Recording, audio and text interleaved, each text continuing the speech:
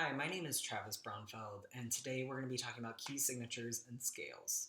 The circle of fifths shows the 12 tones in the chromatic scale, as well as their key signatures and then their related keys. So we're talking the major keys with their associated minor keys. The outer circle shows the key signatures, so that's how many sharps or flats are within each key. The capital letters on the inside of those key signatures are the major keys, so that's all of your major keys and their key signatures.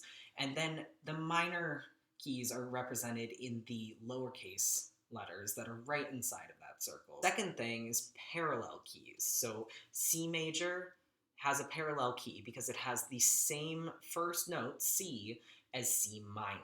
They don't have the same key signature, but they do start from the same first note, which can also be called the tonic.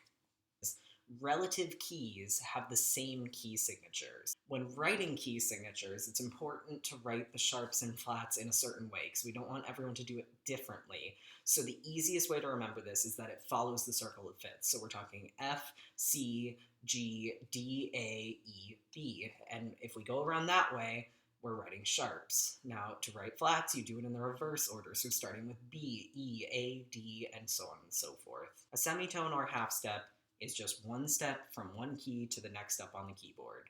A whole step is made up of two of those, so naturally it's going to be 1, 2. So I'm referring to this, and I'll show it to you on the keyboard in a second, but it's one step up for a half and 2 steps up for a whole.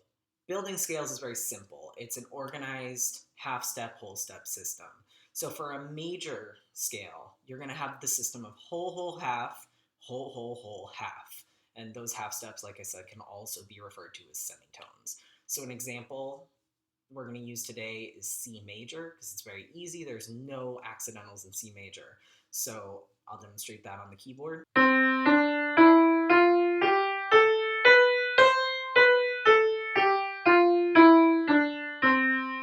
Next, we'll get into minor scales. There are 3 different types of minor scales, and we'll go into why that exists in a second. But first, going with our whole half system, we're going to have our natural minor scale. That's going to be a system of whole, half, whole, half, whole.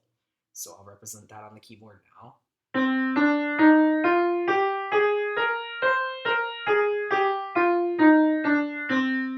The second type of minor scale is going to be the harmonic minor. That's going to be a little bit different, but it's going to be whole, half, whole, half, and then there's an augmented second, so that's really going to be a whole step plus a half step, and then another half.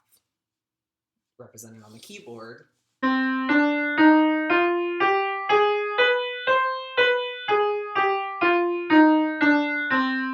The last scale that we're going to have is a melodic minor scale. This one has the most whole steps out of all of the minor scales, so it's going to go whole, half, whole, half.